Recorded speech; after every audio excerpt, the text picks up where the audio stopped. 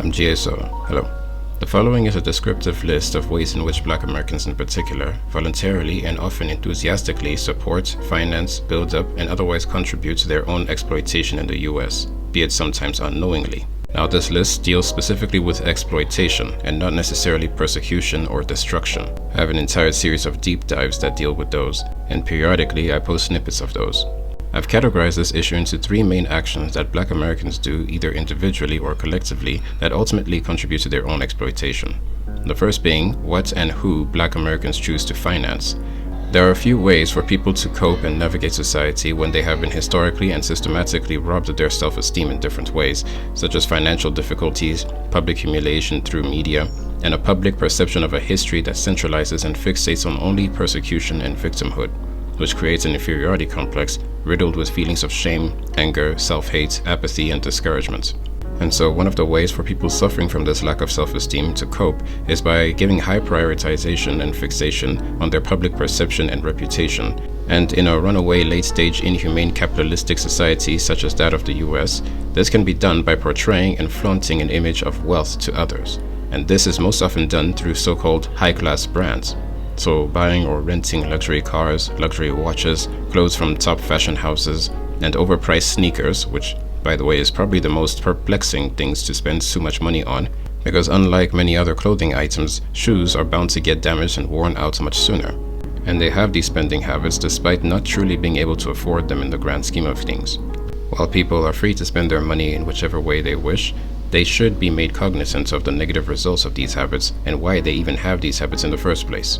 Besides the very idea of one striving to buy one's own self-worth being highly problematic in itself, there are other serious material problems with this lifestyle, starting with the fact that most who engage in this lifestyle cannot actually afford it.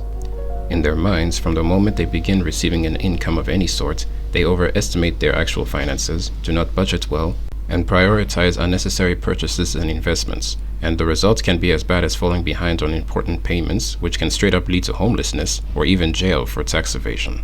Despite some of them earning an income that's actually quite reasonable and enough to keep themselves financially afloat, they essentially make themselves poor by trying to live a lifestyle they cannot afford or maintain in practice, and in the process only end up making rich companies and people richer. People want to be recognized. They need recognition. That's basic in all of us. But perhaps because he's had so little of it, the Negro needs even more. He needs to feel important and appreciated. This need is a very real and important one. It shows up even in many of the Negro's shopping habits. Anyone who sells or wants to sell to the Negro customer should know about some of these habits. It's a well-known fact that many Negro customers are influenced by the opinions of others. What their friends may think of a certain item often decides whether or not the sale is made. Businesses and organizations exploit and capitalize on this financial ignorance and obsession for prestige by selling such people overpriced products that they don't really need. But it's difficult to assign blame on these companies for selling things, because it is in fact the general public that gives these brands their actual value. These are two shirts from the same Chinese manufacturers. One of these will end up with a Louis Vuitton or Armani or Versace or whatever logo on it, and the other will not. And yet people are willing to empty their bank accounts for the former, because they are not always necessarily buying the shirt.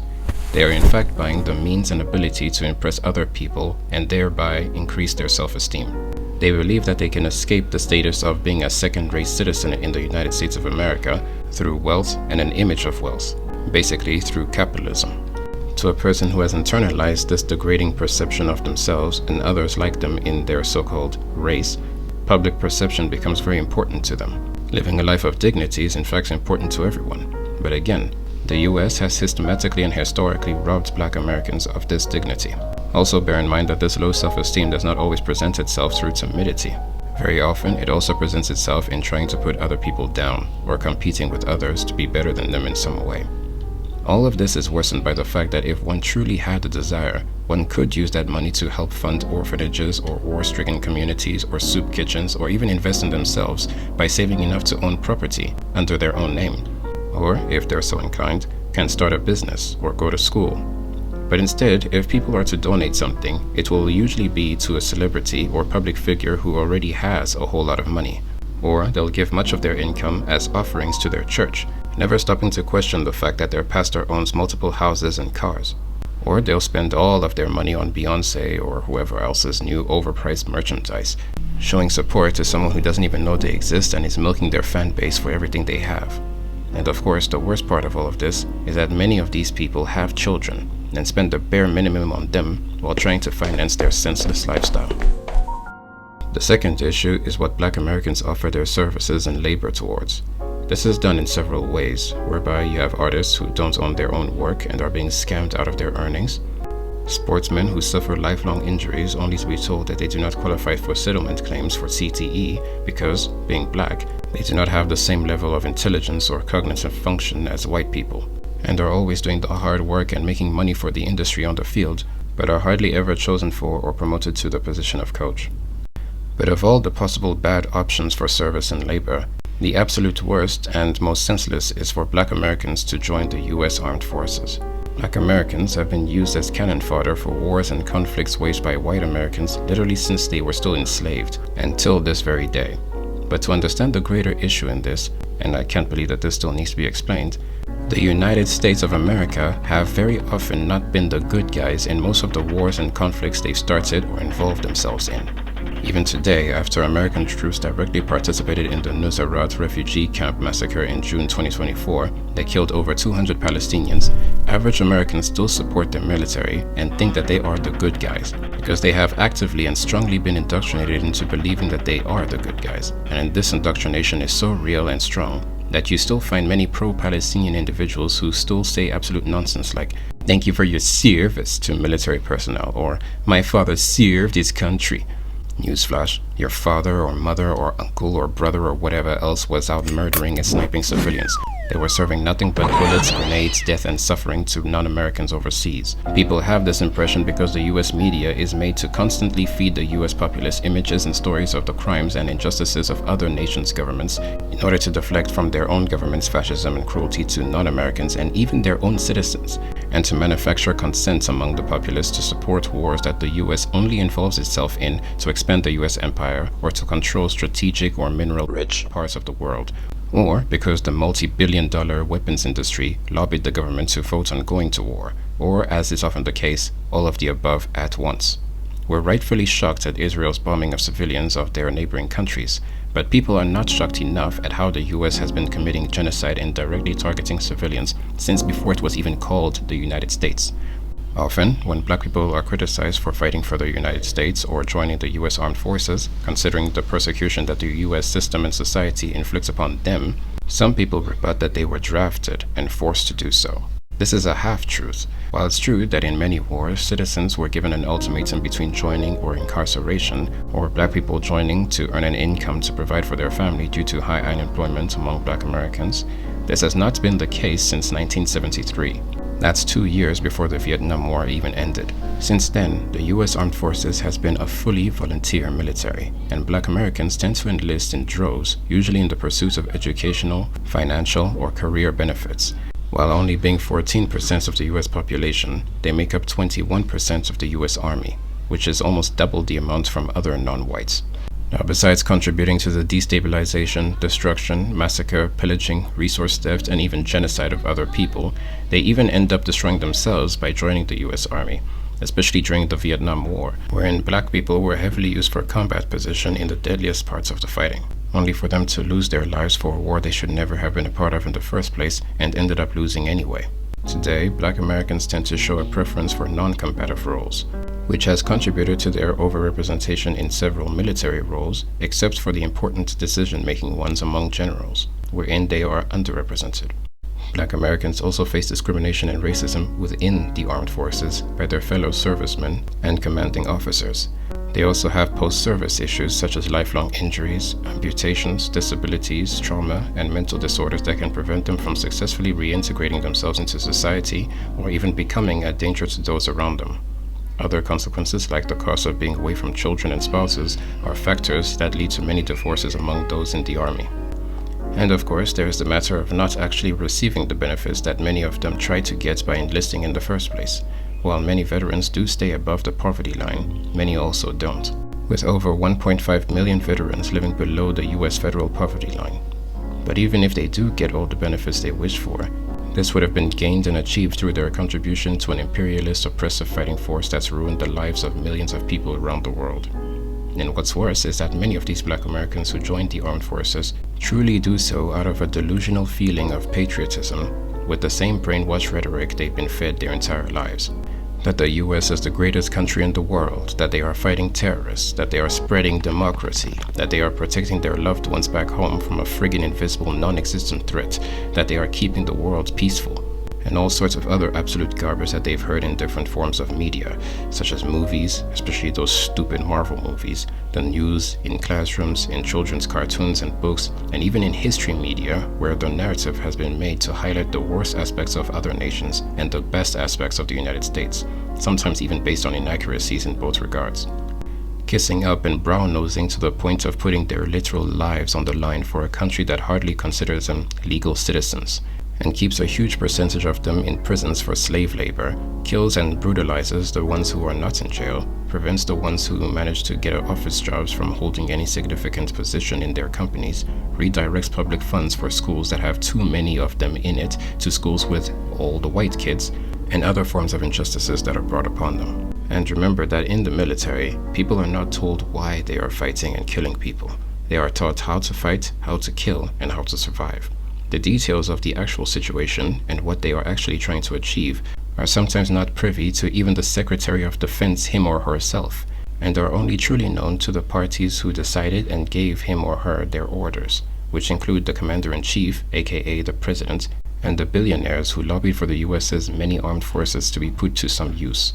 Because if there's no war, then one of the world's highest grossing industries will have no business. Selling arms to gangs and cartels is messy and can get you put in jail, but selling arms to a government makes you friends with the highest office in the land. This is a story as old as the Industrial Revolution, that guns and bullets need to be sold to whoever needs them, and so peace is the enemy of some of the richest people and organizations in the world. And Black people in particular have many reasons to not involve themselves or allow themselves to be used in this mess.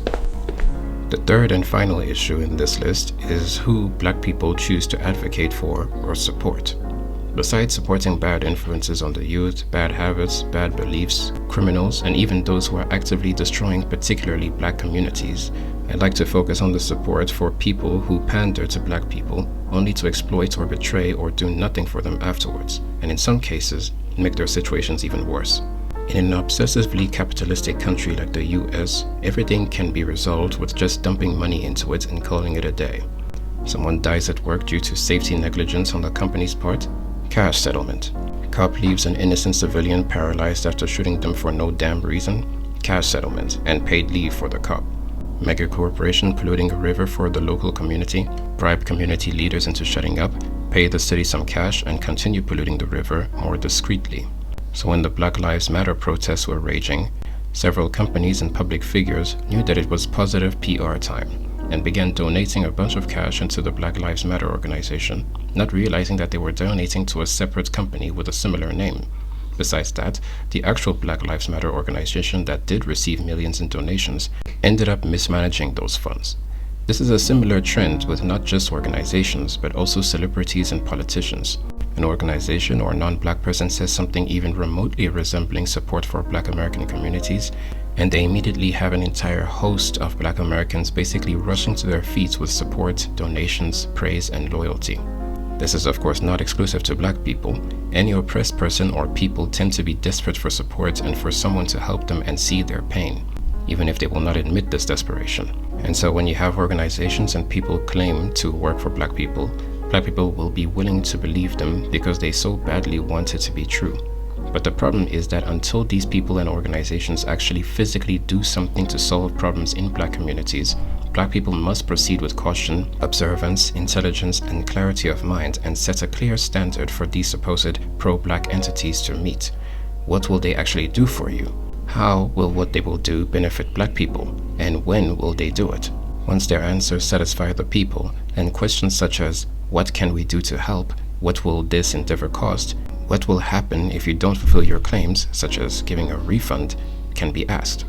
Because while the community itself should be directly involved in fixing and solving their own problems, it solves absolutely nothing to accumulate funds that will never help anyone. Be it because the project was poorly planned, or the funds were embezzled and the entire thing was a scam, or the goal of the project was not very helpful to the community to begin with, like building a statue or changing a street name. Those kind of projects can be great, after more serious urgent problems are solved first. Again, people must learn to prioritize well.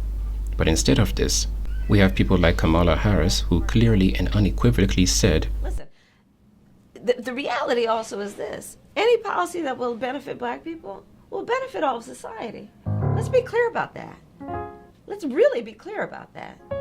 So I'm not going to sit here and say I'm going to do something that's only going to benefit black people. No.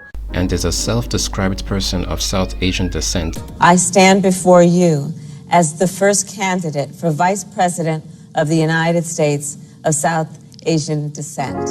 And only decided to identify as black when it was convenient, raising over $81 million in her first 24 hours of being announced as the Democratic candidate for the 2024 elections. Many, if not all, of the black women who donated much of their hard-earned money to her said that they did it out of the fantastic reason of her being a black woman. I'm voting for Kamala Harris because why? She's black and a woman. Which, first of all, she is not, but I have a separate deep dive into biracialism and how it is used against black people, with black people ironically being the greatest advocates of the one-drop rule. But even if Kamala was black, it would not change the fact that she neither has done nor intended to do anything for the black community. After all, there are plenty of monoracial black people who are actively working against the black community, and so it doesn't matter who is doing it. What matters is what they are doing, and if what they are doing is in fact a good thing that the people actually need. This has been my first episode in a series of educational contents to solve problems in black communities in particular. Please follow my Instagram or YouTube channel to see more, and share this, if you will, to help spread awareness of these issues so that we can solve them together.